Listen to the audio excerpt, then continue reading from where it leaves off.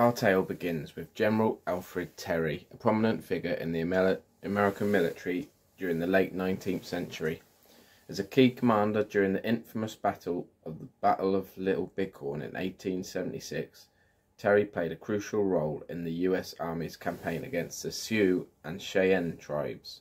Leading the Dakota Column, Terry was responsible for coordinating the movements of several military units, including the ill-fated 7th Cavalry under General George Custer. His strategic decisions and their dramatic consequences would shape the legacy of this legendary battle.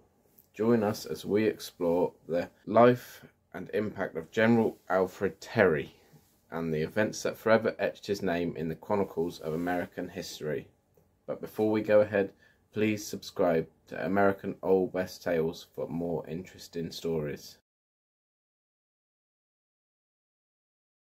Alfred Howe Terry was born on November 10, 1827, to Alfred Terry Sr. and Clarissa Howe Terry. He had 3 brothers and 5 sisters, maintaining a close relationship with his family throughout his life, particularly with his brother Adrian and his sisters. A cousin, Rose Terry Cook, described Terry in a letter. "We were children together, and in the somewhat turbulent crowd of cousins, for the Terrys are a hot-tempered race, Alfred was always calm, kindly, and generous. After hearing the excited and contradicting testimonies of the others, our grandfather would always say, 'Send for Alfred. He will tell me the exact truth, whether for or against him, if there was a fight or something went wrong among us.'" In 1829, the Terry family relocated to New Haven, where Alfred Terry Sr. ventured into the book and stationery business. Alfred attended local schools and enrolled at Yale Law School in 1848. Although he left Yale before graduating, he commenced his legal career in 1849 after a brief apprenticeship in a law office. That same year, Terry was admitted to the Connecticut bar. In 1850, he assumed the role of city clerk, which he held for 4 years before being appointed clerk of the Superior Court of New Haven. During this period, Terry pursued his interest in military science. He joined the local militia in 1849 as a private, and by 1860 had risen to the rank of colonel.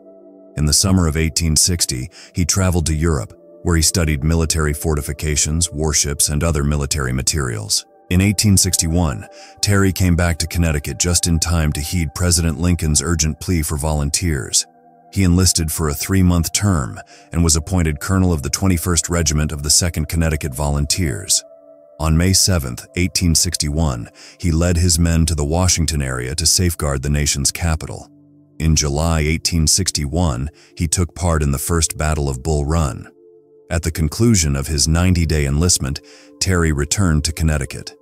Terry re-enlisted for a 3-year term and assumed command of the 7th Connecticut Volunteer Infantry, with Joseph R. Hawley as lieutenant colonel. The regiment, consisting of 1,018 men, was mustered into service on September 7, 1861. Ordered south, it joined the expedition against southern coastal points under the command of Major General T.W. Sherman and Admiral DuPont. In 1862, Terry participated in the Battle of Port Royal, South Carolina, during which the 7th was the first to land and raise the Union flag on South Carolina soil. On January 13, 1862, Terry was involved in the siege and ultimate surrender of Fort Pulaski, with the 7th being honored as the first to garrison the surrendered fort. In May of 1862, Terry received a promotion to Brigadier General of Volunteers. He assumed command of the 1st Brigade of General Brenham's division, engaging in battles on James and Morris Island and participating in the conflicts at Fort Wagner and Fort Gregg. During this period, Terry and Colonel Hawley were dispatched on a special mission to New York City and Washington to secure Spencer rifles for their regiment and to confer with President Lincoln and General Terry regarding war directives. In the summer of 1863, Terry went on leave due to contracting malaria. Upon his return to active duty, he took charge of the 10th Army Corps of the Army of the James under General Benjamin Butler. In December of 1864, General Butler made an unsuccessful attempt to seize Fort Fisher, one of the last crucial forts held by the Confederacy. The lack of coordinated planning with Rear Admiral David Porter led to defeat for the Union forces. Responding to General Ulysses Grant's request, Butler was replaced by Terry, who focused on capturing Fort Fisher. Terry successfully landed his men without encountering significant obstacles, established a defensive line, and advanced his troops. The Navy provided vital support by unleashing a barrage of fire ahead of the soldiers' line as they progressed. This coordinated effort between the Army and the Navy proved highly effective, resulting in the fall of Fort Fisher on January 16, 1865. Terry gained national acclaim for his role in capturing Fort Fisher. Secretary of War Edwin W. Stanton conveyed the president's gratitude, stating, "The Secretary of War, on behalf of the President, extends congratulations to you and your courageous officers and soldiers, and expresses gratitude for the valor and expertise demonstrated in your part of the significant achievements during the operations against Fort Fisher and its assault and capture.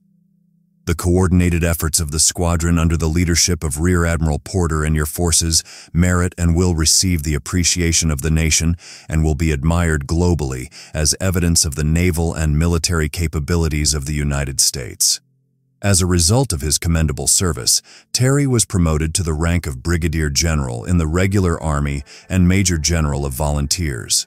On January 26, 1865, Congress formally extended its thanks to General Terry through a resolution. Following the Civil War, Terry contemplated a return to his law practice in New Haven, but opted to continue his military career when General Stanton offered him the leadership of the Department of Virginia. From June 1865 to August 1866, Terry served in the South. His subsequent assignment took him to the Northern Plains, where he commanded the Dakotas from 1866 to 1869. He then returned to the Eastern region in 1869 as the commander of the South, holding this position for the following 3 years and 4 months. His primary focus was to uphold law and order in an area plagued by election fraud, riots, yellow fever outbreaks, violence against federal revenue collectors, and various other criminal activities, including murder. The Ku Klux Klan and other white nationalist organizations posed the biggest danger to law and order.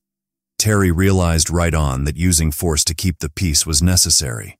He drafted a legal document to reinstate military control, ensuring the protection of life and property, the security of free speech and political action, and the maintenance of the rights and liberties of city. Terry took command of the Dakotas with the expectation of making substantial and enduring contributions to both the white settlers and Native Americans of the Northern Plains.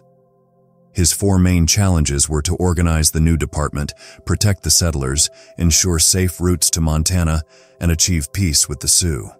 During his first tenure in the Dakotas, Terry played a key role in the 1868 Peace Commission, which culminated in the signing of the Treaty of 1868 with the Sioux. Terry returned to the Dakotas to continue his work with the Sioux. The treaty ended the recognition of Native American tribes as independent nations and made each Native American subject to U.S. laws as a step towards potential U.S. citizenship. Additionally, the military was tasked with returning hostile Native Americans to their reservations and restricting their ability to roam and hunt.